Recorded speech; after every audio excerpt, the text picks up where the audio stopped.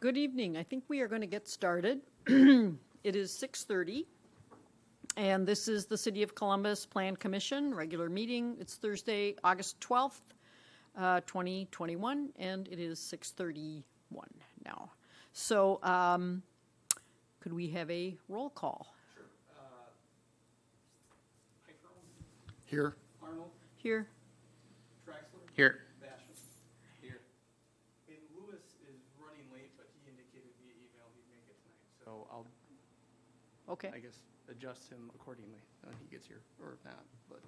okay, but we still have a quorum. We do have a even- quorum, Even if you yes. can't make it. So we're supposed to nominate and appoint a chairperson for the Plan Commission, but, That was a typo. oh, it says, oh, yeah, That was on the last agenda. Okay. And when I updated the agenda, I clearly missed that, so I apologize for that. okay. Sorry. Because I guess I'm taking over tonight because we did elect Uriah Monday as the chair last time. So when you said ignore typo here, I thought, where is the typo? Okay, Yeah. all right. Yeah, yeah. Okay, so the next thing we need to do is to approve the agenda. There is item 3, just to make sure that everybody's aware. No, oh, I'm sorry. Yes, this meeting has been noticed in accordance with state statutes and city ordinances. And so the next thing we need to do is to approve the agenda. So I'm looking for a motion. I will make a motion to approve the agenda minus number 4. I'll second that. Okay, it has been moved and seconded that we approve the agenda minus number 4. Is there any discussion? Hearing none, all those in favor, please say aye. Aye. Is anybody opposed? Okay, now we need to approve the minutes from the July 8th, 2021 Plan Commission meeting. So I'm looking for a motion to approve those minutes.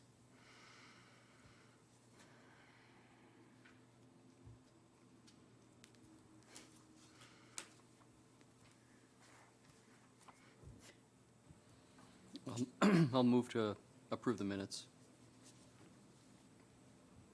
I'll second that. It has been moved and seconded that we approve the minutes from the July 8th Plan Commission meeting. Is there any discussion? I have a question. Okay, Andy? Is Tylen on here still, on this commission? Yeah.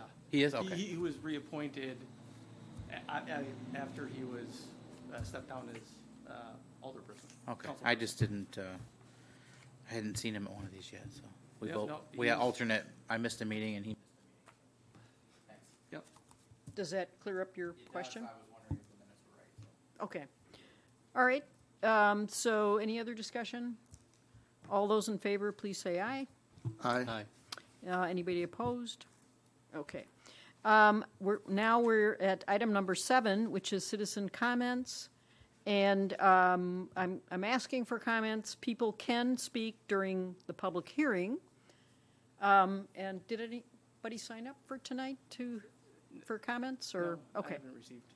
So I'm assuming then people would prefer to wait until the public hearing to speak. Is that correct? If not, they can go to the microphone and state their name and address. But Okay. I think the individuals here said they would speak during the agenda items. Okay.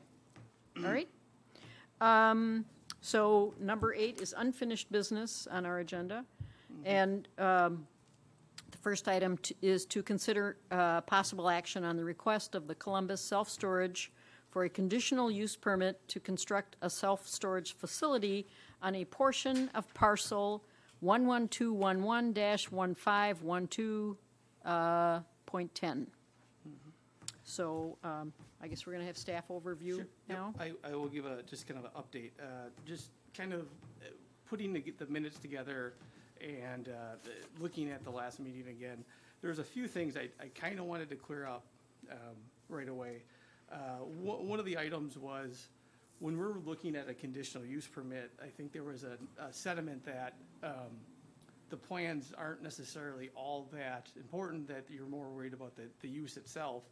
And staff's point of view is, by code, we're required a certain set of plans, and they are more relevant in cases of this application when you're talking about 5 acres of development on a piece of land within the city. Other conditional uses that we've had in the past have ranged from things like utilizing parking lots, utilizing existing buildings. We're talking new structures, and then on top of that, for this specific example, we were talking about basically buildings that are really serving one purpose and, most likely would never really be repurposed into another use. So I think it is important to see the plans that the developer intends to build and have a good understanding of what they're going to be putting into the ground. So that was something that at the last meeting, after some reflection, just thinking about how some of the things said, I wanted to clear up that having as detailed of plans as possible, I think, is key to the review of the project. The other thing I wanted to just kind of make sure it's known is that throughout the project, I've had, and staff has had many conversations with the applicant. And, we've always expressed that we're not necessarily against the business expanding. We've always thought, or the point of view is just the way it's been proposed is not something that staff has supported due to a variety of reasons that have been outlined and been discussed previously. So I just wanted to make sure those two things were clear. The update since the last meeting is the applicant has been willing and has revised the CSM. So the issue with the zoning setbacks are no longer an issue, so this will meet code. So action should be taken on this tonight. And he's been working to revise the plans and address the comments that we made previously. And I know we have Jason Letha here tonight in case there's any technical questions on the revisions of those plans. At this point, the revisions and the plans are sufficient to at least take action, I believe. So I guess with that, I'll take any questions, or if there's any questions for the applicant, he is here as well.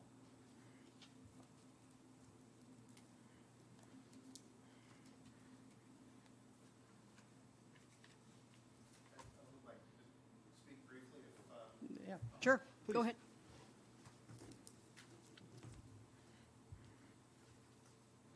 Thank you. I'm Steve Hajewski. I'm Push the face with the. You got it. There we go. Hi, my name is Steve Hajewski. I'm 50% owner of Columbus Self Storage, the managing partner of the business. So we're locally owned, and I guess you could say in exchange for the other 50% that I don't own, well, I own 50% of two other facilities that he runs over in Wisconsin Dells. So we're a family-run business, two families running it, owning it at least. And we've been here since 2015. So, yeah, thank you, Matt, and thank you, Jason. The review that you guys did last time was very fair, and everything on it makes sense.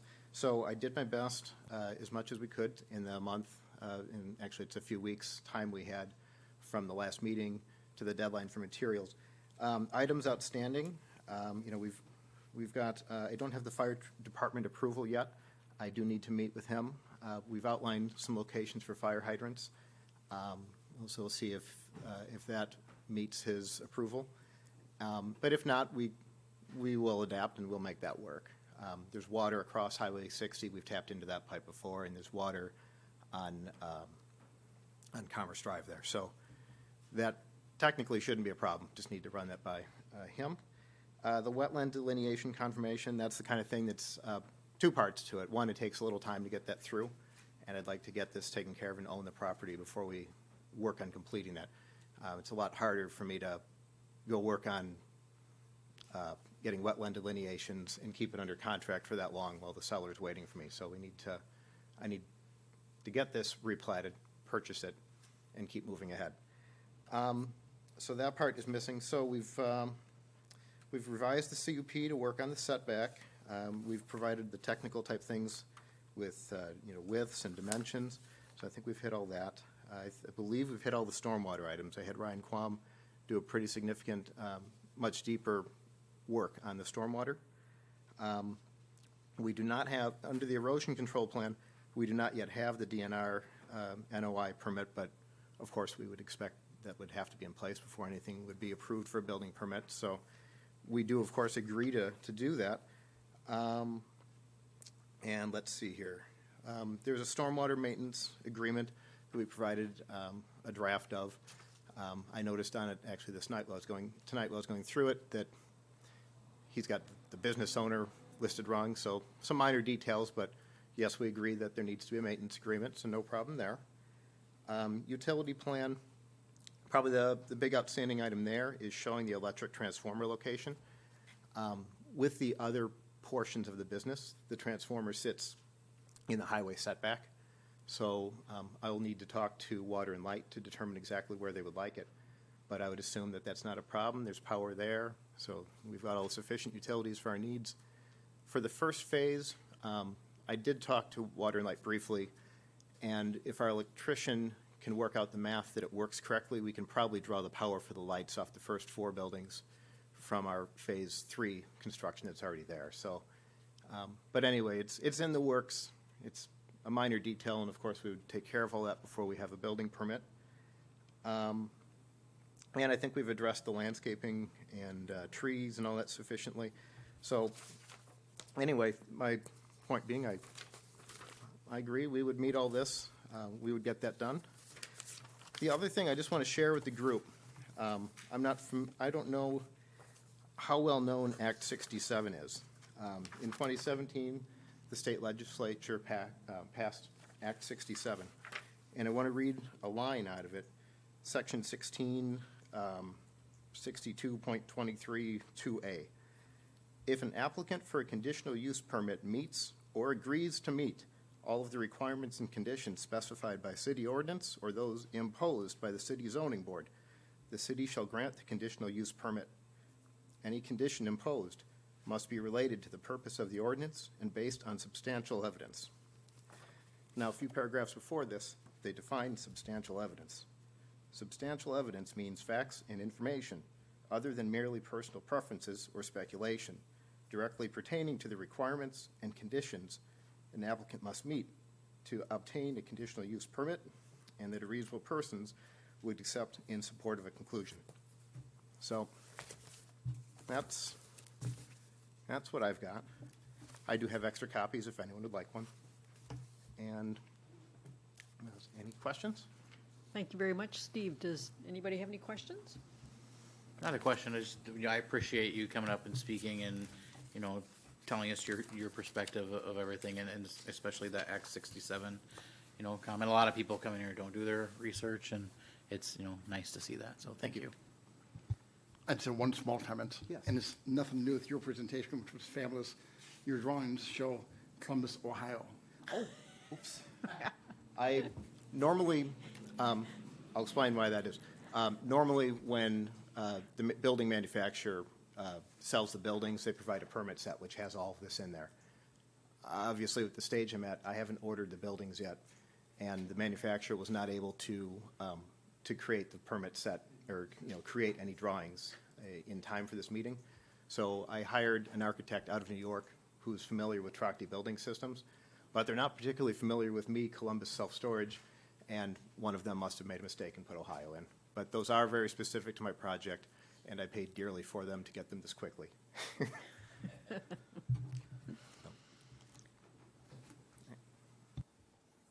Anyone else? Brad? Oh, Yeah, question for Matt. okay. Matt, could you talk about the recommendation that this might impede the normal and orderly development of the improvement around the property? Yeah, so when as we've been working through this process, we've been getting more and more bits of information about what's going in this area. And staff really had initial concerns over, well, how this is being divided and the types of uses that are being proposed out there. Since then, we've gotten more information. We don't have technically a proposal yet in for either, but there are different proposals that have been discussed that are more, I guess, industrial in nature that, and to be honest, makes, I guess, staff a little bit more comfortable that this type of use is probably compatible with the other types of uses that are going in there. One of it's a retail auto parts store, and the other's been proposed as a towing/wrecking service that we still don't have any information on the second one, so I don't want to speculate too much at this point. But just getting the nature of what's going in out there, I think staff has a better feeling of how this fits in the whole bigger picture out there. So the comment being that it might impede that development, meaning that Yeah, if some of the developments were, fancy restaurants, then this would kind of ruin that as a, entertainment district. But if it looks like it's going towards a industrial/commercial, then it fits. Correct. Okay.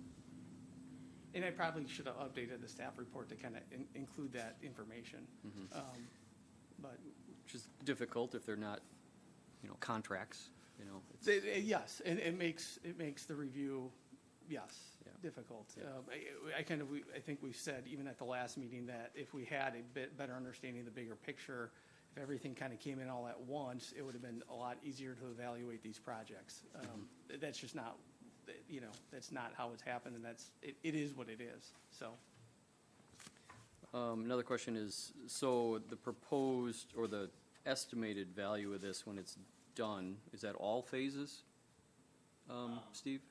It's a little hard to say right now. Sure, thank you. It's a little hard to say right now exactly what the value is going to be because of steel prices have been kind of through the roof.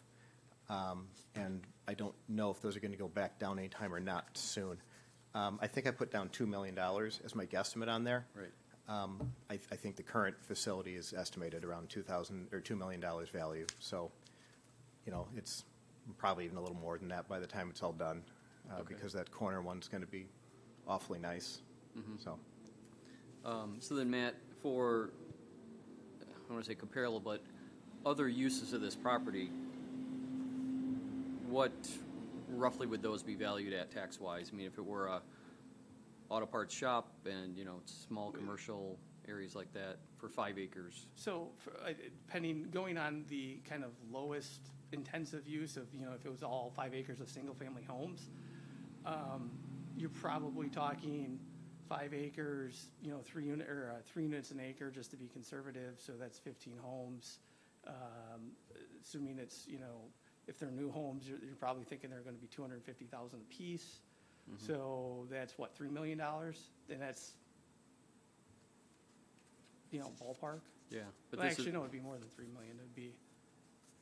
this is not residential though, right? No, correct. I'm just saying for a frame of reference, that, there'd be. 'Cause I don't know what, like, if the- it would be retail use, most likely you wouldn't have a 5 acre retail, so it'd probably be like 3 or 4. It would be several Retail things, shops yeah. that probably would have, I would guess if you had 3 or 4 retail shops over 5 acres, you'd probably have a similar assessment, maybe a little bit higher.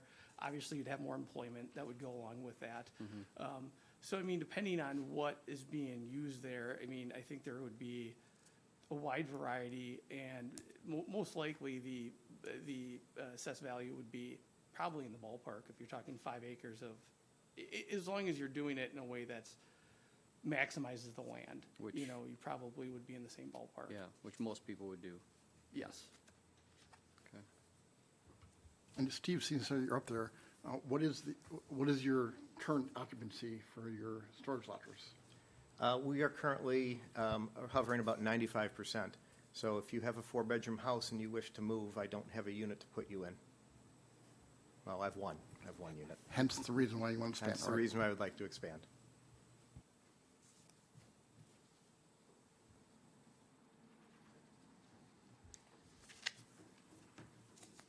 Thank you, Steve. Yeah. Did you have another question, Brad? No, I think I'm good. Thank you. Okay. So, I guess the next item is to take action.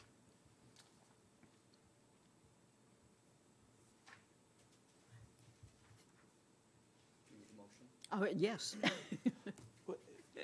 Before a motion is made, I would ask, whatever motion should include some of the items, or something to the effect that, you know, he has to get all applicable permits through the city and through, most notably the DNR, because there are a lot of permits that, you know, that would need to be obtained. And then also typically with the conditional use permit, there are conditions that, you know, Plan Commission would put on it. And I do have a list here in case, depending on what the motion is, of things, of conditions that are fairly standard that we've placed on, you know, like Gates Automotive when they got their conditional use permits, and Taco Bell, really like the last handful, I know the school had a similar one, that it basically outlines that, you know, the permit is granted for the plans that are submitted, and I can go through them here once we have a motion, but I just wanted to make that clear that I think there are conditions that, and the conditions would be recorded at the county, so then it's, basically, there's like a legal record of the permission that was granted for this use. So just wanted to clarify that.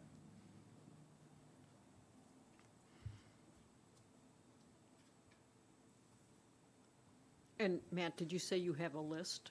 I do. Do you want me to read through them? You know, would that help anybody who's thinking of making a motion? So we make sure we, And technically, though, here, I made copies for.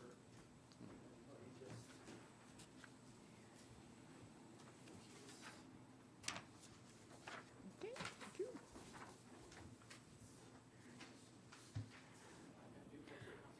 Sure. All right, so, so any and all conditional uses which have been discontinued for a period exceeding 365 days shall have their conditional use invalidated automatically. This one's probably gonna be harder to show because obviously there's always gonna be probably somebody renting there, but typically speaking, you know, if Taco Bell you know, not trying to pick on Taco Bell, but if Taco Bell closed for a year, then their conditional use permit for the drive-through would expire, and like the next person that would come in that building would have to come back to us. So that's the intent behind that. And this is maybe another one I could probably remove is, but it's fairly standard, is the grantee shall restore all refuse in areas screened from the public in accordance with city code. Conditional use permit shall remain in effect as long as the conditions which the permit were issued are followed. Basically, as long as it stays self-storage. The permit is granted and approved for the plans as shown on the plans dated. I don't have an official, so all the plans are dated differently, so I'll have to like edit this. But basically, what the Plan Commission and the council are reviewing, those are the plans, and anything that's been adopted will have to follow 11433, which outlines what's a minor plan and what's a major plan. In some cases, a major plan would have to come back to Plan Commission for approval if you're, let's say, moving a building more than 5 feet, I think it is, so that's a condition that we normally put. Just a general one, that the grantee is required to obtain building sign and all other necessary permits for this location. All business activities conducted on the property shall conform with the conditional use permit, the approved plan operation, and the Columbus Code of Ordinances. Any changes made to the initial, so before, if he makes any changes before this is approved by council, assuming this is going in that direction, he'll have to basically come back to Plan Commission, I think, and amend the conditional use permit. And then the duration of the permit will terminate when the applicant sells the business to a third party. This was one that we put in more specifically for this one. Steve does operate a good business. Sometimes self-storage units can be a nuisance, and this would just be the city's mechanism to ensure that any future owners or operators at that site would basically, the city would have their chance to review them and act. And then no outdoor storage is allowed by the granting of this conditional use permit. So when you look at our codes, outdoor storage is a different thing. This is not giving him the authority to have outdoor storage. What's outdoor storage? Storing anything outside, I mean, like. Like a boat? Okay. Boats, pallets Yeah, of okay. materials, you name it. But, I mean, technically outdoor storage is, it's, you know. Stuff that doesn't fit I in the mean, locker. You know, like when Gates came in for their approval, one of their things was outdoor storage, but it was more of a, on the retail side. It's like if you're having a car lot, you actually need Okay. to have a conditional use permit, so the city kind of has its review to make sure that things are done in a neat and orderly basis. Okay, thanks. I have a question for Steve. Steve, do you have plans to store recreational vehicles or anything on that lot, or if it was allowed? If I were able to get permission to, it might be handy to do in the middle of it perhaps, but I know that that would require permission and I'd have to work out some plans for that. As I've got this laid out, it's really not intended to be that. It's intended to be buildings, and then one last building. Yes, would I've liked to? Yes, but I read the code and I was pretty sure that that would be a deal breaker, so I didn't go there.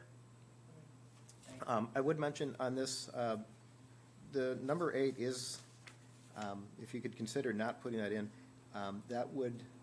that could make it very hard to sell the building. And if you were to deny it, what would you have? You know, you would have self-storage buildings, which, if you can't use them as self-storage buildings, would be, you know, quite problematic. So, if at all possible, I would much prefer to see that struck. Anyone who would purchase that property, in the way self-storage is working these days, the play is to buy properties and improve them further and raise rents and make them even nicer. I guess just as someone who's in the industry, I would tell you that the chances of someone buying the whole completed property for $5, $6, $7 million, whatever it might be worth at the time that I want to retire, and then letting it go to heck is nil. Maybe it's not a big deal anyway because I don't plan on selling these. I plan on dying owning them, so maybe it's not a big deal and I don't care. How's but, your health? Are you feeling good? It's, Yeah. it's a little bit of a weird requirement that, if nothing else, if a bank appraiser got into it, it could impact me negatively, having something like that hanging out over it.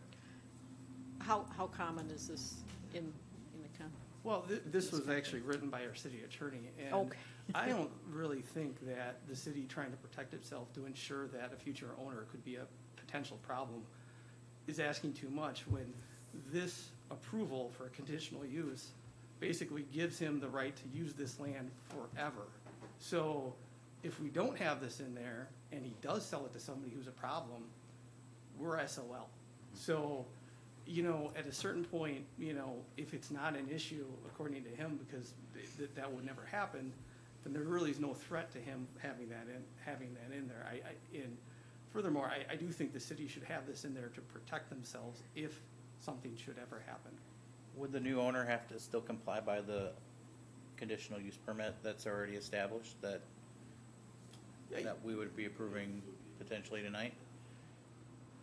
No, it would transfer ownership unless we put it in there. Sorry. I'm just, because, I mean, you said you're gonna have a problem new owner that came in, but they still have to comply with the same rules that Steve does. So, could you read number 8 again? What? Could you read number 8 again? Sure. The duration of the permit terminates when the applicant sells the business to a third party. So the conditional use permit, as approved tonight, would cease to exist at the point of sale. Logistically, what happens is the new applicant comes in, gets a new conditional use permit. Like if Steve doesn't own this land right now, he's asking for a conditional use permit on something he doesn't own. So that happens on a routine basis. And at that time, you would look at any ongoing concerns.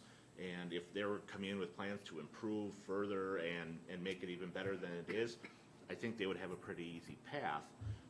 The risk to the city is things don't go well, or for whatever reason that market tanks, or something happens and it isn't being maintained to the standard that we know it to today, and there's concerns about what a company might come in and do based on what they've done other places or what their plans are.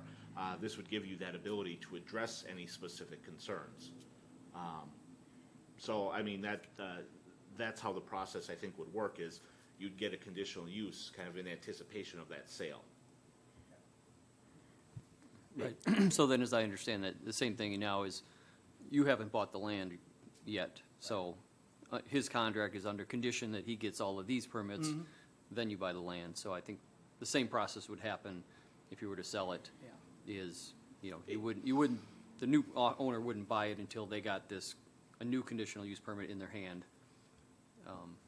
So that would be okay. And just to kind of add on to Kyle's point, yes, they would be expected to follow the ordinances, but the city would be in a much better position to ensure they're gonna follow the ordinances if we had the say up front rather than after they bought the business. Because then it turns into a property maintenance issue or any other sorts of issues where we're trying to run them down and force changes to happen, where if you had it kind of up front, it gives us it's a better position for us to be in. So.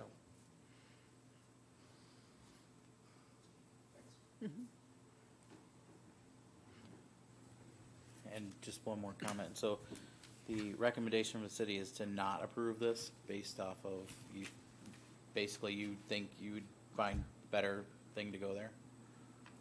Well, as we've kind of stated, earlier with the discussion with Brad, knowing more about what's going in there, that position obviously has softened some. Okay. And that now that we know what some of the surrounding land uses are, this is compatible. But as I said early on, and kind of like, we've kind of had the same position early on that we preferred a different layout to this. We do think that the corner could be used for a higher and better use, something that has more intensive commercial use that brings people into that area. But being the nature of how this area is being developed at this point, we're not as concerned as we were previously. So are you recommending this or not? What's the staff recommendation? I guess at this point, if the Plan Commission would like to move forward with approval, staff has no objections. Okay. Thank you.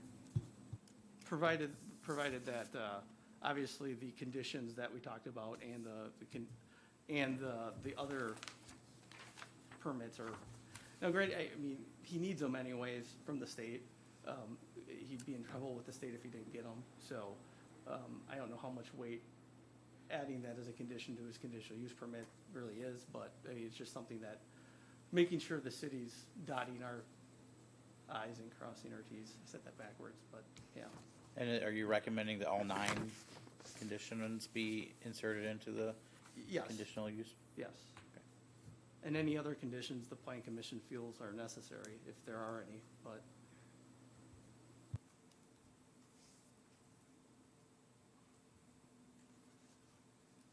You have a question? Okay, Brad, I'm good. you're good? Mm-hmm. You mean, I don't have any other questions. oh, okay, I'm sorry. So we are now looking for a motion, and just to be clear, Matt, does whoever makes the motion need to list every one of these conditions? Or is there a way that this should be phrased to make sure we're covering all the bases? I guess I would put as identified in the staff report, or as identified And in that the would, handout. that would be Something sufficient? of that nature. Okay, When this goes to council for final approval, there is a legal document that Okay. those would be inserted to. So once, assuming whatever happens here and it gets to a final approval stage, there would be a document that Paul has drafted that I update, have him review, that we use to send then to the county. okay, And as I said, the conditional use permit gets recorded with the county. It's a legal document that gives him the legal authority to expand as he's showing on his plans. So, okay. So I'm looking for a motion. So I'll move to approve the conditional use permit for Columbus Self-Storage. So we're just looking at A, here, correct? correct. Okay. Under the condition, they get all the necessary permits, state or city, And the conditions is outlined in the handout that Matt has handed out here, 1 through 9. I will second that. Okay, so there's been a motion and a second to approve the request of Columbus Self-Storage under all the conditions listed. Is there any further discussion? And do we do a voice vote? You Do can we do a do? voice vote on this. Okay, and do I get to vote? Yes. Okay. Okay, all those in favor, please say aye. Aye. Is anyone opposed? Okay, motion passes. All Okay, right. and, so- oh, go ahead. No, sorry, you can introduce the next agenda item. Taking your time. So this is item B under number 8, review and make recommendations to the city council regarding application from Columbus Self-Storage for the proposed certified survey map for parcel number 11211-1512.10.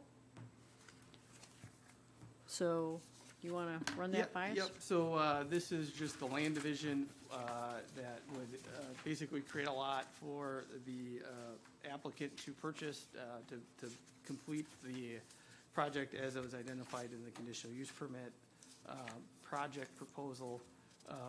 Really, at the last meeting, staff didn't have any objections to this. It's a fairly straightforward two-lot land division. They did revise the CSM and basically incorporate it into one lot. That resolved the setback issue that was talked about last month at the last meeting.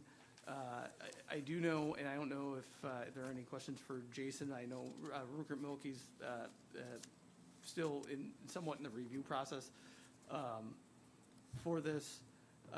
But based on the staff level review initially, there are not any concerns, and staff would recommend approval that this can go to council for final approval.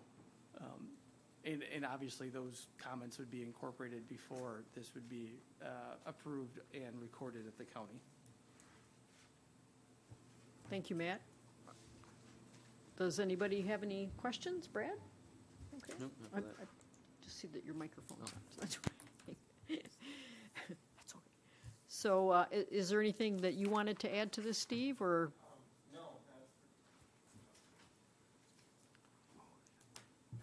No, I don't have anything to add here. Just, it's pretty straightforward. Cut it in half and merge it to the storage units, so. Okay. So, anybody have any questions for Steve while he's at the microphone?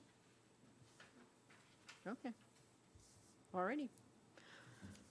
So, again, we're looking then for a motion Yep. to make a recommendation to the city council, or the common council.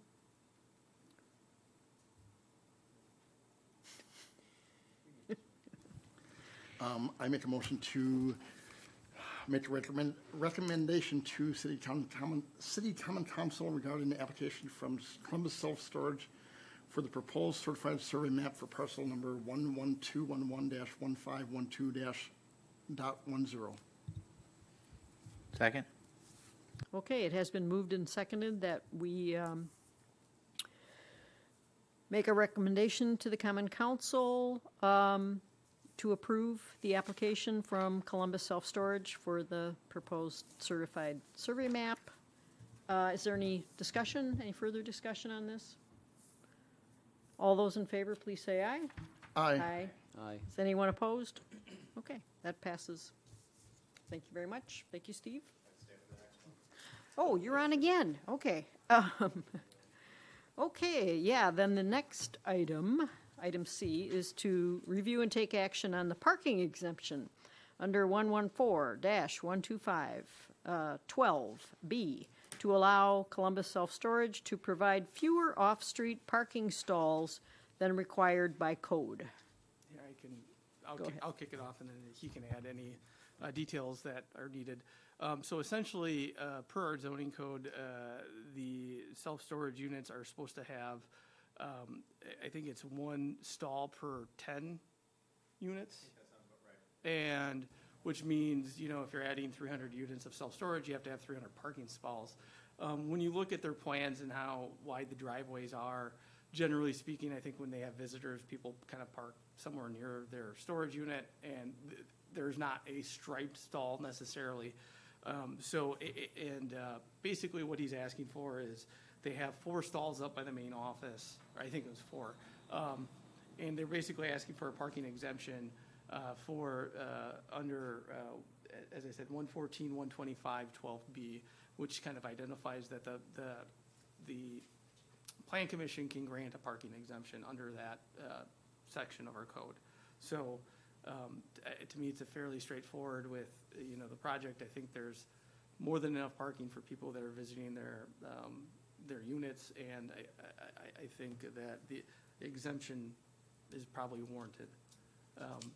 Just note, this is one thing that does not go to council. This is a final approval by Plan Commission, so.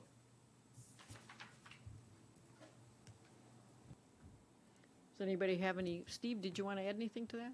Well, I was going to, but he did such a great job, so I'll go sit down unless there's questions. I'm guessing you don't have a parking problem there, is No. that right? As it is now, we've got the 280 units, and we have 4 spaces carved out at the current entrance. And I've never seen anyone not find a parking spot. Those 4 parking spaces, generally, only 2 of them are ever used. It might be a customer and me. But the customers go right through the gate, and as Matt said, they stop in front of their storage unit, they load their things. So the off-street parking is there, it's just not marked with spaces. That would just be some extra maintenance, and no one would use the lines. Okay. Anybody have any questions for Steve? Okay, so hearing none, does someone want to make a motion? Sure, I'll make a motion to approve the parking exemption under 114-125 sub 12 sub B to allow Columbus Self Storage to approve fewer off-street parking stalls than required by code. I'll second that. Okay, it has been moved and seconded to approve the parking exemption under 114-125-12B to allow Columbus Self Storage to provide fewer off-street parking stalls than required by code. Any further discussion? Okay, all those in favor, please say aye. Aye. Is anybody opposed? Wait, did somebody make a second? Yeah, Bad? Okay, did. I'm Brad sorry, did. I missed that. Apologize. no problem. Okay, so that's been approved. Now we move on to number 9, new business. And this is the public hearing regarding the request of ACS RBHS Limited for zoning, LLC stands for limited, right? Yep. Okay. For a zoning map amendment for parcel number 11211-1512.06 from light industrial district. What is it says, what does it say there? Matt, before light industrial district, does it say something? I-1. I-1, okay, thank you. I-1 Light Industrial District to R4 Multifamily Residential. And this is, oh, okay, okay. Okay. So, we're gonna have a hearing for public comments, and is anybody? You can open the public hearing. Okay, oh yes, I need to open the public hearing. Okay, so we are now opening the hearing for public comments. And With that, I can give a. do you want to brief give the overview. overview Yeah. first? Okay. Now that now that the public hearing's open. So this is been discussed at the last meeting. There was the same basically application. This is just for a different lot. So this is for Lot 6. So when you're out in Commerce Center, last month, Lot 7 had a rezoning application to basically change it from I-1, which is lot industrial. So when you look at it, so you're in Commerce Center, it's kind of like the back, tucked away in the back corner of the Commerce Center. And there was some discussion at Plan Commission and also at council on, well, is this spot zoning? And how is this going to impact the surrounding areas? And the mindset at council was we actually wanted to see more multifamily out there instead of less. So based off of that conversation at council, The applicant has came in and Lot 6 is now being applied for a rezoning to multifamily. There is in your packet a conceptual plan. That being said, it's just that, it's conceptual. It would still have to go through basically it would make it so multifamily is a permitted use. Then at that point, they would have to go through a thorough review of basically the same types of plans that the Columbus Shell Storage had to just submitted, talking grading plans, stormwater, landscaping, lighting, and obviously a site plan as well. So basically, at this point in the application, this came back from council. I do think when council was reviewing the other lot, the application, they actually have tabled that to kind of have it come in concurrently with this item. And there was some added discussion at the last council meeting on how necessarily this should be, whether it should be a rezoning or whether we should, I think staff's looked at maybe having amended to maybe a PUD, a planned unit development, where it is very specific to multifamily only. One of the issues is that once it's rezoned to R4, technically you could put a single-family lot on there and it'd be a permitted use. So I think there was some, I guess in hindsight, some concern over that, and maybe the planned unit development is the way to go. I guess at this point, being that the council wanted or asked for this, staff is recommending this, but I think there's some moving parts to this. And I guess at this point, I'll take any questions. Oh, you know what? I'm doing this wrong. Now's the time for public comment, and then once we get into the deliberation, we can discuss this further. I apologize.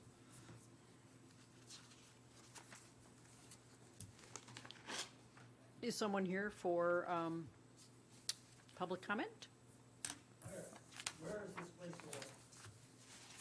going? If we- So it would be out in the Columbus Commerce Center.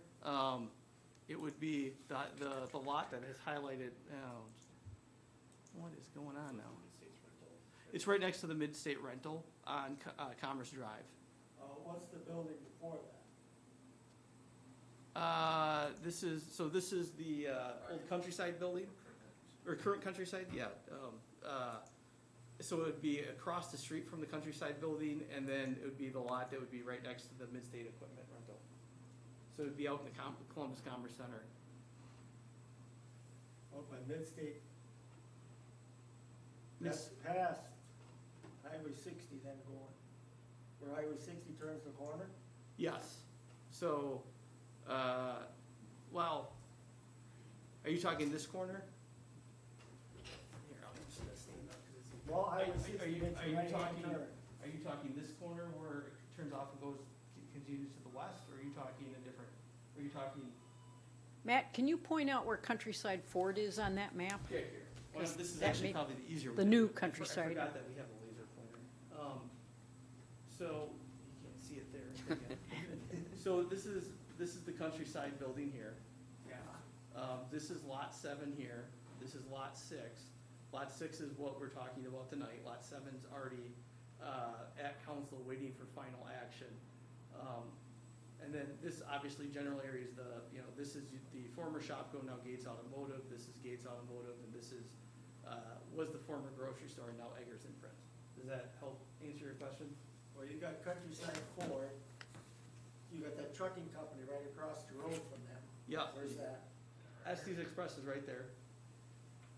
Then where's the building going? It would be on the property that's highlighted right there. The blue Yeah. is where the building would be? Okay, or the Well, development? that's on Maple Avenue then, right? No. Nope, Maple Avenue. It's right there. Okay, so what road is it on then? It would be on Commerce Drive. Commerce Drive or Commercial Drive? Commerce Drive.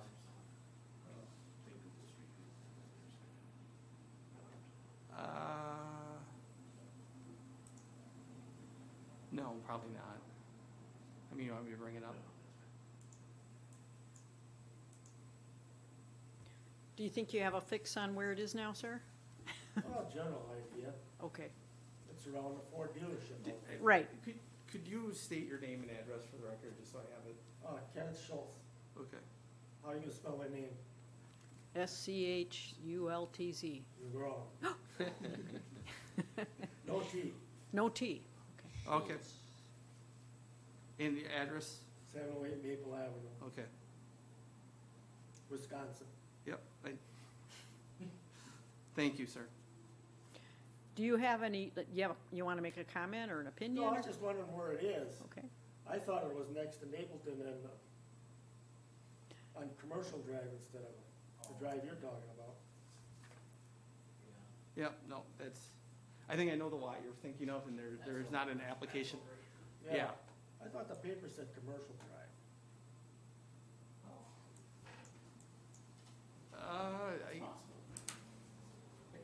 There was an article in the Beaver Dam paper, and I thought it said commercial. Yeah, my guess is that that was a typo, would be my guess. Yeah. Because it's definitely not commercial, it's commerce.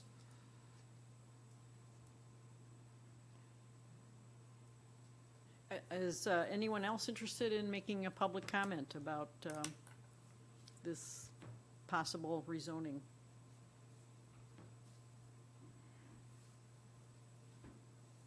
Okay, anyone else wish to make a comment? Last chance, anyone else wish to make a? He can speak when You- we're certainly. deliberating. It's up to him if he wants to have something on the record as part of the public hearing. Steve's more than welcome to do so, but Yeah, obviously he's here as the applicant, so he can speak during yeah, you item can B, talk or whenever you item- want to. Yep.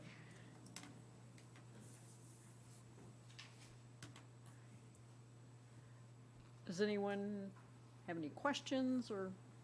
No, Comments? I think you asked the required 3 times. Oh, Okay, I'm thinking. I of would the- say, We now wanna we hear can from- close the public hearing, and then we can go into deliberation, and then the plan commission can ask any questions they need of staff or the applicant, Okay, okay? so we, We do need a motion in a second. so this is, Okay. are we going I- into yeah. a, We need a motion in a second to close the public hearing. oh, to close the public hearing? Okay, so I'm looking for a motion to close the public hearing. I will make a motion to close the public hearing. I'll second that. So it has been moved and seconded that we close the public hearing. Is there any discussion? All those in favor? I do have a question for Matt. Sure. Could you explain how the multifamily fits here?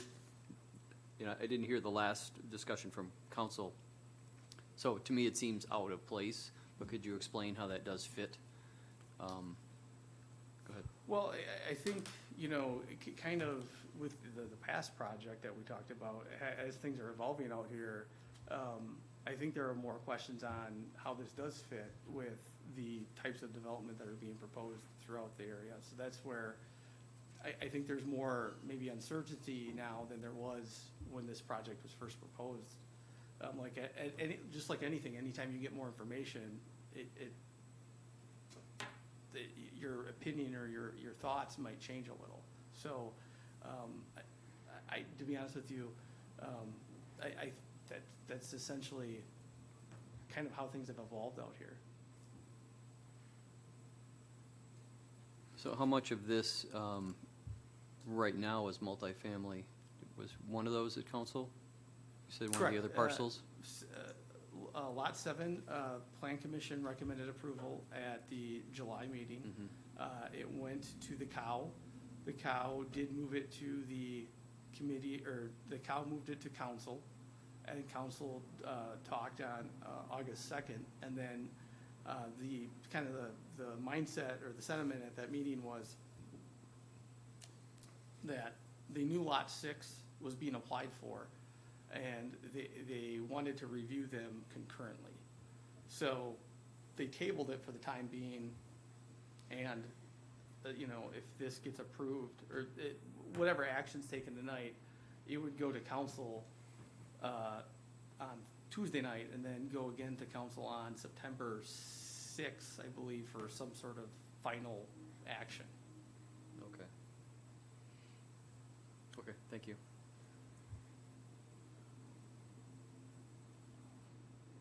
That land on the other side of 60 still for sale? You talk, Up there. okay, the former Niehoff property Yeah. out here, or I guess it's still the Niehoff property, I shouldn't say former.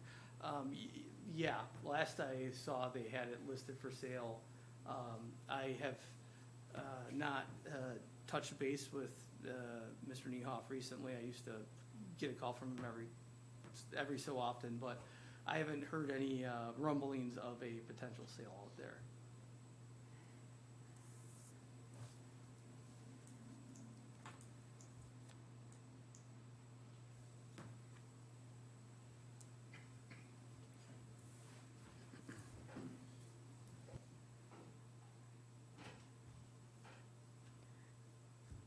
So, actually, we had a motion. In a second. Yeah, Wait, I think, I think we have a motion and a second to close the public hearing. okay, Sorry so for all the- those in favor of closing the public hearing? Aye. Okay, anybody opposed? Okay. And so,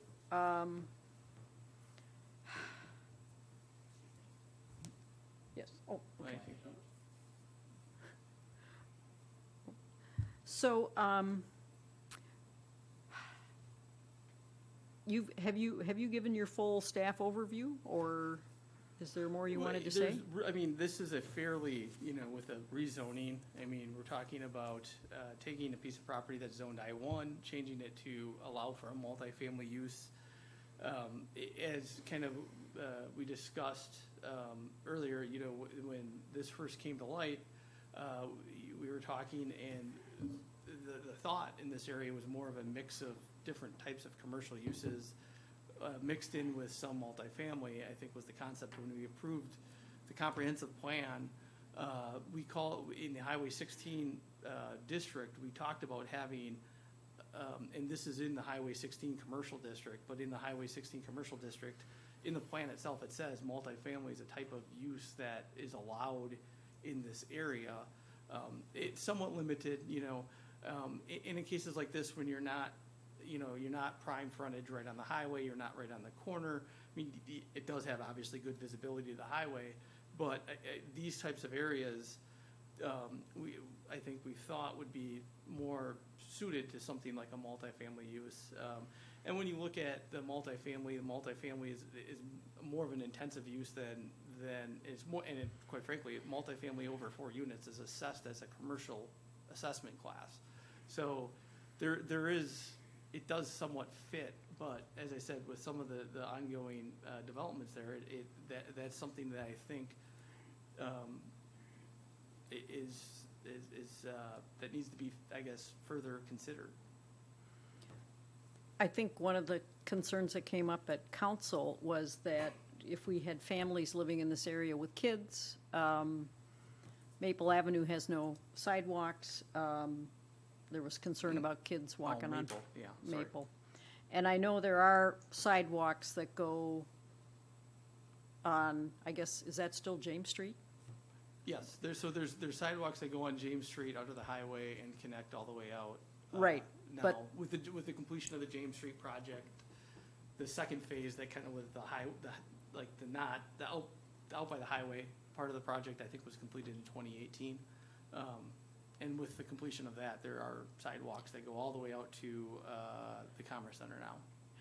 And I think another concern that came up, though, even though there are sidewalks there, is that if there are kids, they're crossing the on-ramp and the off-ramp from 151. So I know there were some issues with some council members, including me, about how appropriate this is as a place for families, to be, especially if there are kids there. What are the kids going to do? Are there going to be play areas for them? So that was my reaction. I'm just going to throw that out there as a member of the council. Anybody else have anything they want to? Okay, so my question is, all that they're asking us tonight is to make this the same as what they made here. Right. So you've already approved this. No, we haven't. Technically, it's Sorry, not, we have already, correct. for The approved Plan this. Commission has. Right. and we've put it on council's plate to determine what happens with it from Right. that point. Mhm. So, Right. to my question, I mean, would be for the rest of you guys, if this is here, what's the difference? And you've already set yourself up to have those issues one way or the other. Right. So if our job is to determine if we're going to be changing the zoning to a lot across the street to be the same, it doesn't mean that we're, approving a multifamily, structure being built tonight, this is just, We're just approving the rezoning. And right, and, Yeah. say nothing, and if it doesn't happen at council and it gets declined, what happens? It could come back here and be rezoned again? How's that work? Yeah, I mean, they could come back with a different proposal. They could amend their application to maybe instead of R4, maybe planned unit development where there's probably more say from council on what the development will look like and, talking about things of like, whether there's a play area for kids or, right, really, once you rezone it, then it's more of a staff level review and there's really not, it's up to them meeting what's in our zoning code, and, so I think those are some of the things that have been discussed at the council level, so. In my opinion, it would be hypocritical not to approve the same thing that we just approved across the street a month ago. But, I mean, for this purpose, I mean, that's my opinion. Okay. Anybody else? I would add, your comment about the sidewalks in Maple is, it's very low volume traffic there. Although the speeds are a little higher just because there's nothing there, so people do drive a little faster. But it's almost no cars depending on where you're at, so it's better probably than the development that goes out on K, which is on county highway, Yeah. which also doesn't have any sidewalks. Unfortunately, it's not a good thing. Right. It's another bad thing. But, yeah, Maple would be a lower volume, so that's, for me, not a concern, not as much of a concern. I do think you do pick up sidewalk once you get into where the houses are on the south side here. Maybe you don't. Maybe, no, there's a sidewalk that starts somewhere across from here from Maple. There it does, yeah, that's where it starts at the Yeah. old And Caliper. Maple Avenue's not in the best shape, so I don't know what the 5-year plan is on the streets, but I don't know where Maple Avenue is on the Whistler list, but you never know what could happen out there. That could be, Well- depends on what happens out there, maybe that's one of your streets you guys redo in the near future and you get your sidewalks. Well, the south side would, I think, be residential eventually. That's where it's all growing, so. It would, yes, it would definitely be a It mix would of make sense to residential add the with sidewalks on probably, the south side of that Yeah. road. all the mixed way out to the residential highway. with probably some sort of, multifamily kind of along, Maple or some sort of higher density, residential and kind of easing back to single family. Yeah, and even if there's not a street project to get sidewalks in there, that could be a part of the development, part of the, project plan that the city requires. Right. I think it already is in the code, right? You have to put sidewalks in if Yes. you're building something or other out there. If I remember right. Anybody else want to chime in? Can I ask a question? Yes. A while back, we passed a building referendum Would, for that. would you mind just, because we're, then, so we make sure I don't people know how to can, run this thing, but- it's ready. Okay. It's A good. while back, we passed a referendum for a high school. Mm-hmm. Does anybody know where that's going? It's, the high school itself is being, I know it's redone, but Right. they said they're gonna build one someplace. no, not, there's not gonna, reserve money for land. Well, where's that land going, or buying? have the land, they just have the money. Where do they intend on buying? they, hard to know. That's 'Cause- a meeting for, you'd have to ask the school board, not the planning Well, commission. that would make a difference on how you do this. It's not big enough to put a high school out there. Yeah, Well, the other side of Maple Avenue, there's lots of room there where that soybean field is. And the Highline wire goes across. So that makes more sense to put residential multifamily use Property's over here if it's gonna be across from high school. Well, okay. Thank you. That's my. That would be a great place, it would be a great place for high No, school. no one's ever said where it's It's going. inside the highway. Right. That would be very nice. Yeah. Gotta talk to the right people over there. Yeah. So, does anybody have questions for Steve? Or Steve, you want to come up and talk? Steve Black with ACS. Jim Hartog is my business partner, so I'm one half of the entity. He's spoken here a couple times before. You guys probably know him. He's a little bit more versed in this than I am, but due to family issues tonight that he had to take care of, he's, not unable to make it. But Jim and I have been working with the city of Columbus. We've done several developments in town, and we've been looking to do multifamily for a few years now. You mentioned the Niehoff property just north of Columbus here. We had that tied up at one point, and we had an offer in on that property looking to try to do some multifamily projects there at one time. Unfortunately, it was cost prohibitive to do, but we now have some interest in, that's why we bought the land that we bought, the Commerce Center, when we took that opportunity, because we thought that would be another good place to put it. It follows along some of the other development lines in communities like Beaver Dam, where you see the preserve. I don't know if you're familiar with that multifamily site that was just put up a few years back on 151. Also, kind of follows along with another development that was just done right off one of the second or third exits in Beaver Dam over by Vintage Auto Parts, where it's visible by 151, and it's something that it's easy on off for people that will be living there. It's also good for business. It makes it accessible by the highway, easily in and out. Doesn't draw a lot of traffic in through a otherwise single-family residence area. So we don't think we'd find much objection to homeowners in the area to put it out there. We've also done some research on what kind of people would be looking for these apartments, and so that research shows us that 1 and 2 bedroom units would be appropriate. And there are some concerns. I hear you about walking on, finding walking past the school. We always think that is important. The research that we've done doesn't support that there would be a lot of kids out there. It would be mostly young couples just starting out, or maybe some retirees, professionals, things along those lines. Not to say that there won't be any kids there, but we're not seeing that initially in what they think the demographic would be that we're looking for these units. So, just something anecdotal, and I thought was kind of funny is my wife works for the school district, and she actually got a call this last week from a parent requiring busing for their child that lived on Richmond Street in town. So I think, unfortunately, it speaks to the fact that a lot of kids don't walk to school anymore, which is unfortunate. I'm not saying it's a good thing, but there was actually a parent that lived 4 or 5 blocks from the school that was looking for busing for their child. So that's just a funny little aside that I have. So any questions that anybody might have? The kid, I mean, if there were kids living here, they would have to be bused because it's far away enough. Yeah, I think from- Kestrel Ridge Right. subdivision also has a bus that services that area. Right. I don't know if the apartments out on River Road, I mean, there's no sidewalks out there, so I'm not sure if there's a bus that services that area. Yeah, I don't know either. Is there? Yeah, so maybe it would be kind of the same.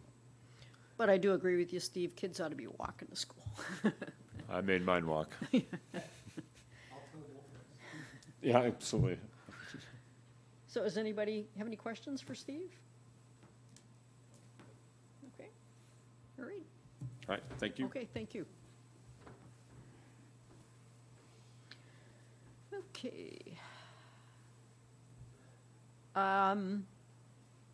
Then now I guess I'm looking for a motion.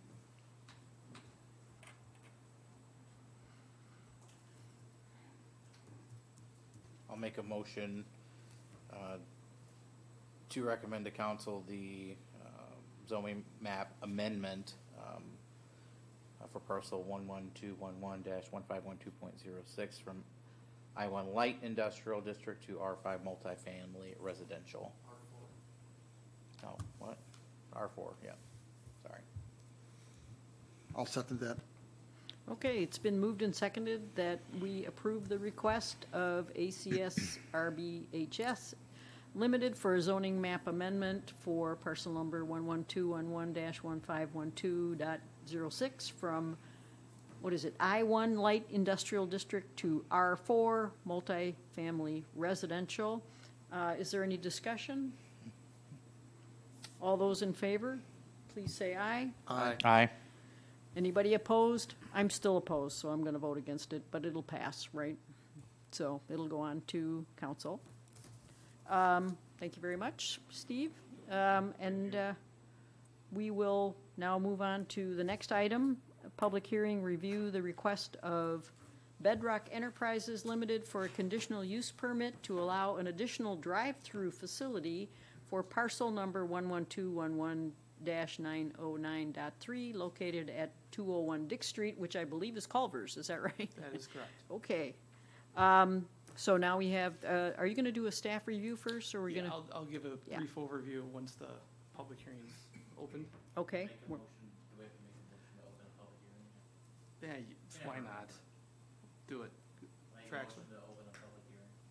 I'll second. Okay, it has been moved and seconded that we have an open hearing for public comments. All those in any discussion? All those in favor say aye. Aye. Aye. Anybody opposed? No.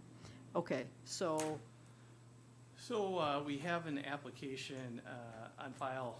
So drive-through, any drive-through is automatically needs to go through a conditional use process. I think the main justification behind it, and I think it's fairly common, it's not just the Columbus thing, I've seen it in other communities, is kind of the impact a drive-through can have on, the public right-of-way if it's not done properly, or, any potential safety concerns of traffic circulation in the parking lot for the application. One of the things that has been discussed, and maybe at a certain point I would ask Jason Leafa to come up and share some of his thoughts as a traffic, or as a or as an engineer, but also kind of a traffic circulation, and I put this in the recommendation, is one of the things that we've been trying to address with the applicant is, how this is currently laid out. If you've been through the Culver's drive-through, and as you can tell by looking at me, I frequent it, probably too much, but, oftentimes there's about 5 or 6 cars that are waiting after they've ordered, and with the alterations, is there space if you're pushing more people through the drive-through? How is that going to be handled? And then the other, I guess, issue that I want to make sure, there's really 2 safety concerns that I want to make sure are issued. One is that either with having additional traffic on the other side waiting, or now that they've moved the ordering station further back, how is that going to impact, the parking area, and then will there be any backflow into the public right-of-way? So those were really the issues that we've tried to work through. The applicant did send us a revised kind of plan that basically shows the layout. So the current, if you're following my cursor, the current ordering board is right here. They kind of move it further back, kind of behind the store, if you will. And then basically there would be a longer line queuing to wait to get food. The applicant has indicated that with the 5 or 6 parking areas here, that basically people would be held at the counter if there's no space for them to pull up. So at least that gives us some assurance that that would be their policy, so to make sure there's not an overcrowding in this area once people have ordered. The other thing that I think from a staff's point of view is the fact that this shows the traffic kind of coming around this outer aisle and kind of coming straight into the ordering area. I think that helps reduce any conflicts that you'd have with people parking and people waiting to get out if they're, if it backed up. And then I also think that with the, if people were really coming in this way, there wouldn't be any backing up that would get to that would likely impact the road where people would be pulling in, would be all of a sudden, as soon as they pull in, they see a car waiting in the drive-through lane. So those are some of the things that we've been working through with the applicant. And as I said, here, this is the plan.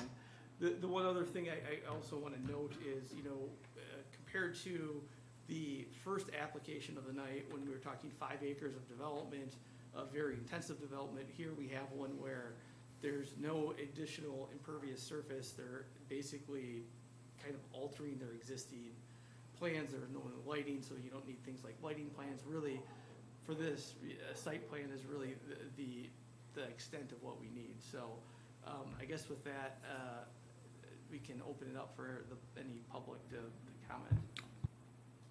And Oh, so I've got a question. If, I'm looking at the revised map, Yep. so if and I go to Culver's a lot, they're right down the street from me. So if I drive in and I see this line, and I decide, okay, I'm gonna come back later, so I can then drive around the cars and get out, like drive around the cars that are in line and go past the drive-up window and still get out, right? Or would I need to turn around? I guess or what? for the circulation here, they're you growing, can exit in this entrance here. It's an Okay. entrance slash exit. I believe you can only exit from this Okay. driveway. So, I think what she's saying is people often will drive will go, like people will back out of this stall and go that way and go around. And also people go around the back to get to the curd side. yeah, Sorry, I just love saying that. The Yeah. curbside pickup thing, there, are you just asking if there's still gonna be access to get around? Yeah, I guess, Why don't yeah. we ask for public comment, and All then we can right. get into this when Good we're idea. deliberating. Let's have some So- public comment now. And he can speak during the public comment or the deliberation. I Sure. assume you're here for the applicant? Yes, sir. Yes, okay. My name is Chris McGuire with McCon Building Corporation, located 1059 Circle Drive, Highland, Wisconsin.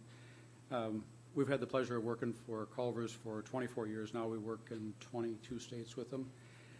The double drive-through system, and I'd like to thank the city staff for the help and guidance through this process. Culver's approved the double drive-throughs system-wide in January, and we're involved in more than 50 of them right now. There'll be many more that'll come in 2022.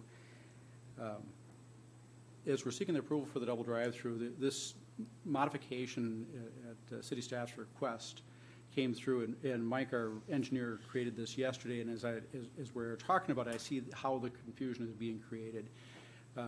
We also worked on the Sun Prairie location. It was backed out into the street frequently. In an effort to avoid that, what the double drive-through effectively does is that I say it's like if you're going through the airport, you look ahead and you see who's in the TSA line and have they been there before. So in a drive-through, it's the minivan. The minivan is the one that, that it's going to be a little bit longer to get through the order process, okay? And in this, what we have found is that the double drive-throughs, the methodology that I would have proposed that be modified to this is that the cars actually would go along the south side of the property where the parking that's furthest away from the store and be a single line so that you can circulate. So if you pulled in and didn't want to get into the line, you would immediately turn to your right, go to the south side to get into the line. If you were going through the parking stalls that are nearest the building and you wanted to exit, you can still circulate, Okay. circumvent the parking lot. So that would be a modification. What Mike's team threw on here was to show that you can have more cars in queue, but it jams the parking lot at that island. So I'd propose it be just simply one lane that go around there. The reason I had mentioned that the double drive-through, the methodology, it was interesting to find this where for 20 years, this was a battle over, will we swamp the kitchen, will we have other problems? It actually evens out the kitchen flow, because what would happen is that, first order comes through and it's a single person in a car and it's a $7 or $10 order. The next car comes through and it might be a $30 or $50 order for a family. And it turns into surges in the kitchen. What happens now is that with the double drive-through is that it's a little more consistent. And that consistency allows for them to keep the menus or the order processes flowing, kitchen production flowing. And if there are not enough order spaces, if you've been through Sun Prairie, you'll know that there's no room beyond window. There's but a handful of parking spaces. So that is very similar to this in how it would be restricted. So we are not going to spill out on the street. They won't push more through than what they have for parking. And the worst case scenario is that we start to back up along the south side of the property in the parking lot. I hope that I've answered your questions. If there are more, I'll gladly answer them, or try to. One question is, will there be changes in the marking so when you do enter the property that it pushes you to the right instead of straight along the building? You know, I think most people are, you know, all of us have gone there, is, you know, the tendency is pull in and go right to the drive-through, which is not what you want here.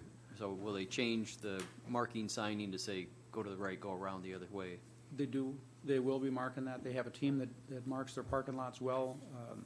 We were on Monday night, we were in Lake Delton. They bought the Lake Delton location. We've modified that, and we're in the process of modifying it more to add Tesla parking to it.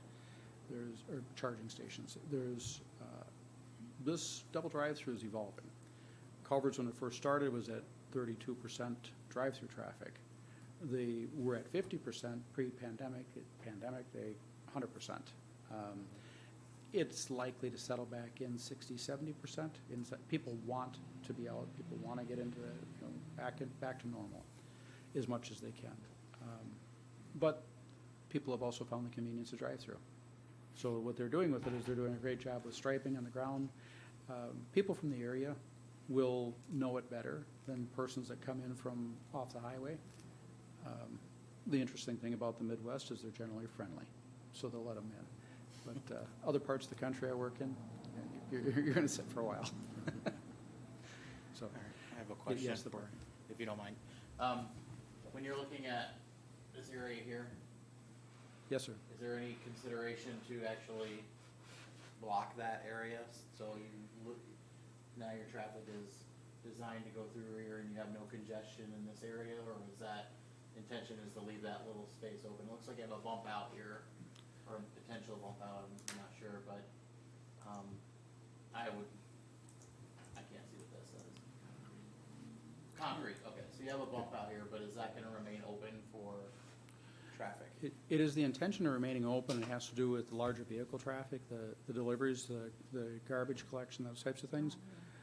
We do have other facilities in which we have done that, but with this ownership group, Chad Stevenson, Jeff Legal, currently have, I believe it's 55 locations, and they're growing, and they're very strong, so they are looking at this as compared to a lot of their other locations. In fact, this one store, just names you may recognize, Justin Lombinger, has gone down to Florida, a lot of different, I think there's a dozen people have owned or operated this store that have now gone on to build multiple units around the country.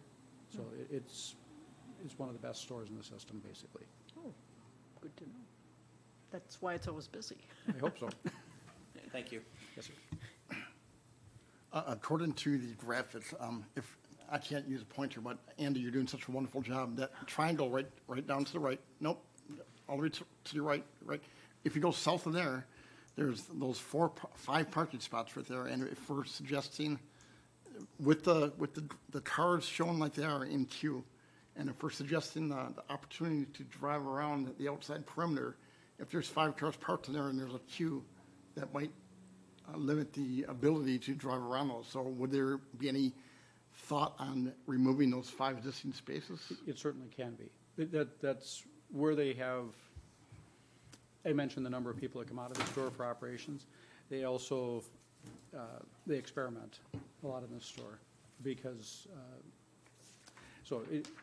this is an experiment in the context of, instead of it being all of these pieces put in, you must do whatever. There's huge opportunities. If we wanted to, as they restripe it, they take those 5 parking spaces out, or those could be employee parking. They could shift that to the outside. They could extend the island that was suggested earlier. There are a number of different ways of handling this. Employee parking would be a great option, but Yes. if it's customers and they want to get, now you're stuck with cars behind you and. Yes, sir. So. Yeah, I agree. That's where I brought my camper, so Okay. I need those to stay. So if you remove those additional 5, because the plan is already removing 5, right, that are behind the existing drive-through, is that correct? I think it already took 5 out. Forgive me, I don't know I the can number of answer that stalls. one. Yeah, so in the staff report, I did indicate that based on the plans that were submitted, they show 59 stalls with 3 ADA, obviously, so for a total of 62. If you removed 5, I'd have to go back and look at the calculations, but I'm fairly confident that with 57 stalls, that'd be more than adequate for what is required by code. I think what they have in parking right now well exceeds what is the minimum required by code. Okay, So- that was my only question, Yep. yeah. Because it does look like No, if it gets busier, that's a likely problem, and you may I have had to the do same that, so. question when I was reviewing it, so yeah. Okay. But with that said, if you're trying to encourage people to use drive-through, it almost negates the need to have the additional parking spots. Yeah, I was just concerned he may run into a code problem if you have to take the other 5 out, but sounds like we're good. Any other questions? I got a question. You still gonna have the same spot coming in, or are you gonna move that closer towards Maple Avenue? Driveway cuts will remain where they're at. The driveways are gonna remain where they're at. Yes, sir.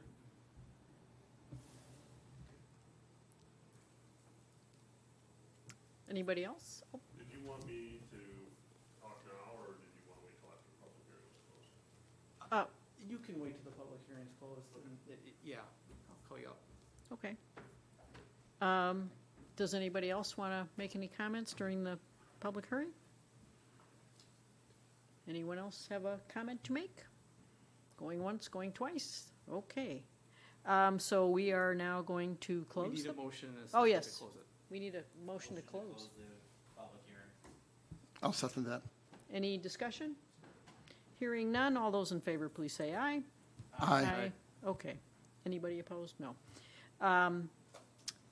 So now I guess we can have Jason come up? or- Yeah, at this point, I mean, I think this application is fairly straightforward, so I don't really have anything to add based Okay. on what we talked about previously. So if Okay. Jason would like to share comments, please. do Yeah, so. thank you, everyone. I apologize, as the engineer, I really haven't taken a very good look at this yet. I know it's conceptual and it's kind of before you guys.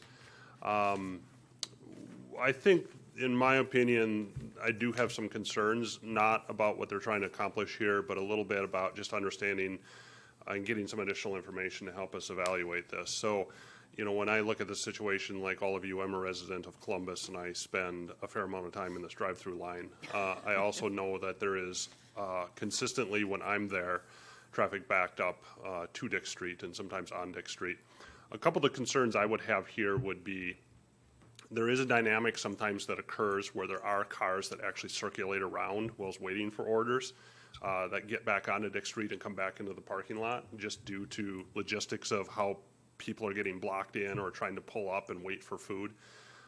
So I'm curious as to the way the plan's laid out right now, to get a little bit more information. I do appreciate the comment about the signage and marking that got brought up. I think that's very important here to understand what changes are going to be made. And so from an engineering standpoint, I think we have to better understand how they're going to get the traffic to do what they want it to do, and to not have it do what we don't want it to do.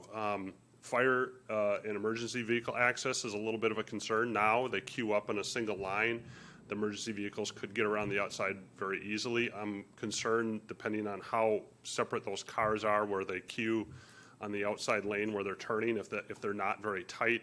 Even if we eliminate those 5 stalls, I would certainly want those gone for emergency vehicles, but even if those cars aren't queuing real tight to each other, they still might be blocking an access lane. So we may have to kind of just consider some of those things. once that double line backs up around that corner, all of those stalls in that 24-foot aisle are going to be blocked. People aren't going to get out of there either. I suspect people will queue up that deep. If it's any indication of queuing to Dick Street, I could certainly see them queuing down that aisle. So there is just some things logistically with the site. Again, that's their operation. I think fire is important and emergency access is very important. But what I don't want is an effect of the site impacting the road. For example, the trailer parking and the camper parking is supposed to be past the drive-through board. If those vehicles can't get around, now all of a sudden do we have parking on Dick Street? Where people are parking in there and walking in. So again, just logistically, can we get the movement through that parking lot so it's not going to be changing the access pattern and the parking pattern on the street? So I think for me, what I would like to see from the engineer is just a little more detail. I think these things can all be probably worked out, but I don't know that the plan here tells us those answers. I would also kind of just like to know what their current count is for vehicles in and out of that site. Just so we can kind of understand. I know he had a person here representing Culver's had some figures he had thrown out. If we have X amount of patrons a day and 100% of them are going through the drive-through, we can get an understanding of how much we have for queuing traffic into these. So I know it's a problem now. I don't want to approve something or want to recommend something to the city to approve it if we haven't looked at some of these things, and then all of a sudden now we have twice the problem because we have twice the order boards and we have twice the queuing out there, and now we've changed the circulation pattern. So, I certainly think that, from my perspective, this is a good thing, but to me, it seems to be much like we had previously with some conditional uses. To me, it seems to be just lacking some detail that would help us kind of establish those things and at least give you guys a comfort level from the traffic standpoint, because that's probably the biggest issue I would think here or concern for people is traffic. And like I say, if you've been part of the order board and the circulation, that there's obviously a lot of different things going on out there and people crossing the traffic and things going on. So I would want to make sure we have a safe condition. We have something that emergency vehicles can access. We don't have parking stalls where we're trying to get people around the outside to either get trailers in or circulate through the lot. I would just certainly want to make sure that we're not getting any impact from people coming in and out of entrances on or parking on Dick Street as a result of, them having just more people ordering. So I guess as a whole, that's my initial reaction, just looking at the plan. And so, I don't know if that's something that we can work through on the staff level, if you feel comfortable, but from a conditional use, I do think we should know if they're changing signage and markings in the parking lot and how we're circulating traffic a little better. I think this lays out pretty well the order board and how we're going to queue around that, but I think there's kind of a holistic picture I'd feel more comfortable taking a look at, so. So I have a couple comments. So I agree with Jason. I think there does need to be some very specific design here. But he did, the gentleman did make a point that this was kind of thrown together yesterday. Yep.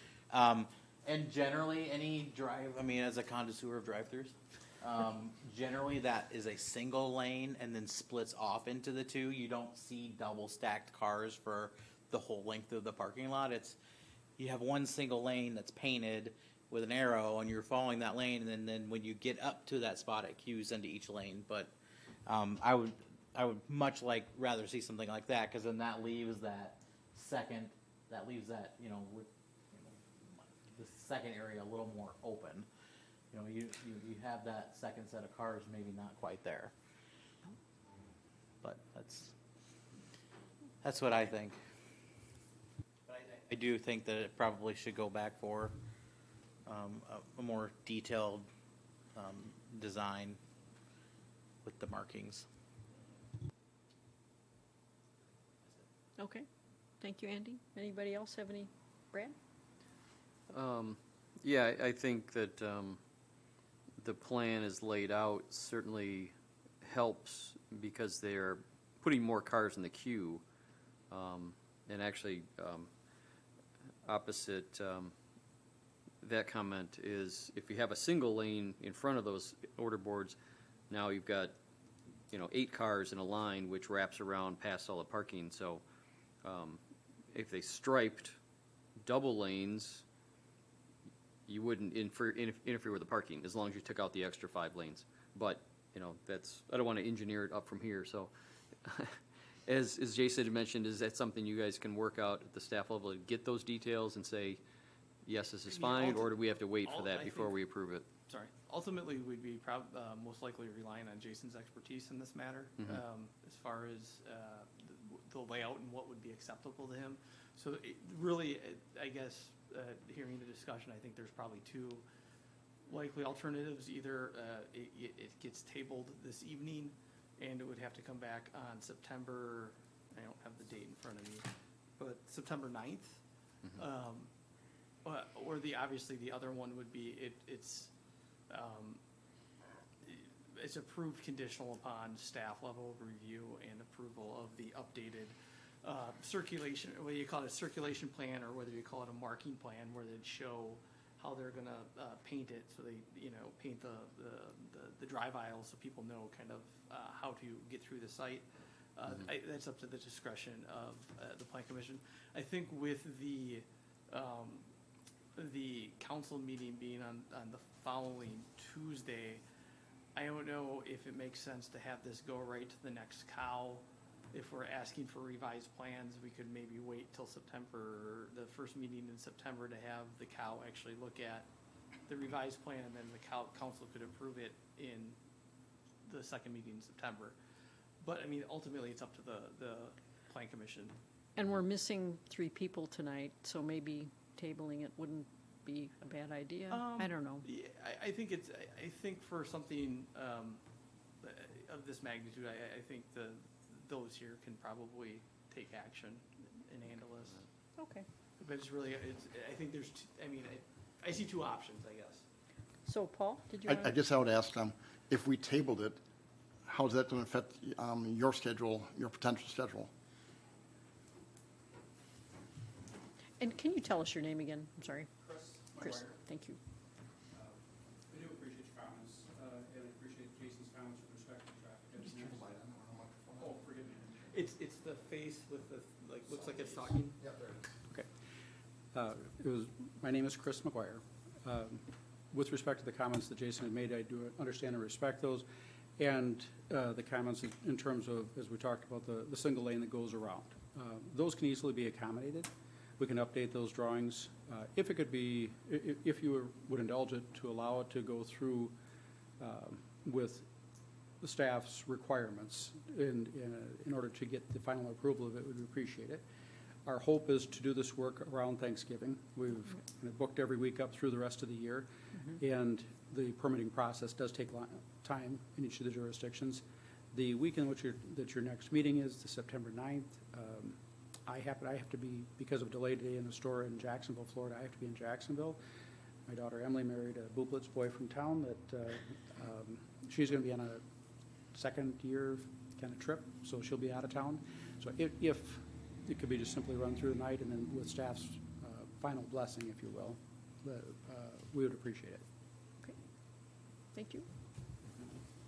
I would just comment that, when I was previously on council, we did much bigger things than a double drive-through that we let the staff work out, that we conditionally approved based on the staff handling the details, and ultimately it's got to go to the council anyway. Right. Which, 2 of you are represented here anyway, so you could, Okay. I feel comfortable handing it off to you guys Okay. at council level. All right. That's good to know. Is that a motion? I will make a motion to approve the conditional use permit contingent on, yes, But you know what, I should also mention quickly, one thing. yes. Also, in your packet, sorry, I missed this one earlier. You asked me if that was a motion. Yeah, I know, I screwed up. Much like we talked about earlier, there are conditions that would go to council. These are essentially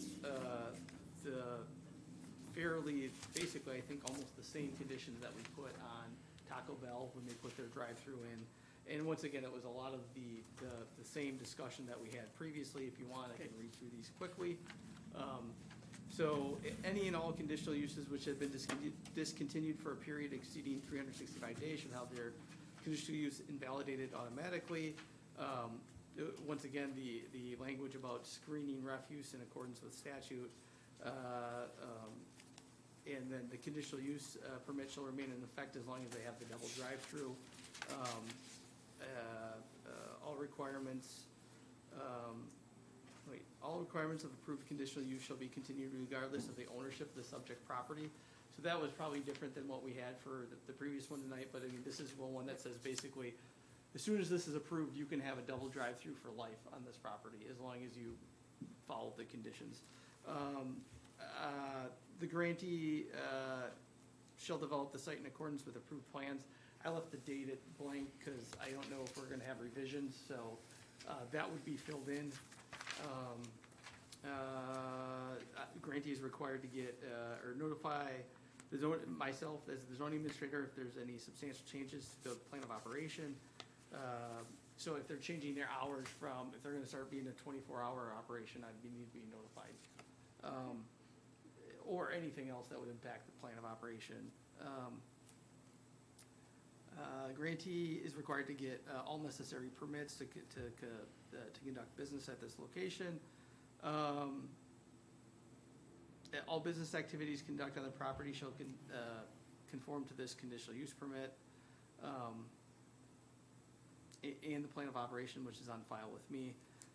And then changes subsequent to the initial initial issuance of the conditional use permit shall require an amendment and basically have to come back to this body. Any other questions on the conditional use permit? So we're recommending this to council, right? Yes. If we approve, this is just a technical question. If we recommend this to council, could they strike any one of those and not Yes. without it coming Or back they- here? Or they could strike them or add. Or add, okay. Or edit if they find that I typed something wrong in there. All right. So, Okay. yep. So I will make a motion to approve the conditional use permit as listed in the packet. Conditionally on staff level review and approvals of a more detailed site, plan with markings and accessibility, or whatever you called it, flow, some type of flow, flow plan, I don't know. But yes, that's my motion. I will second that wonderful motion.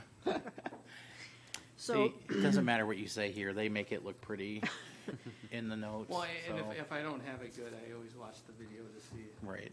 so. so it has been moved and seconded that we approve the conditional use permit regarding the request of Bedrock Enterprises for what we all know as Culver's 201 Dick Street.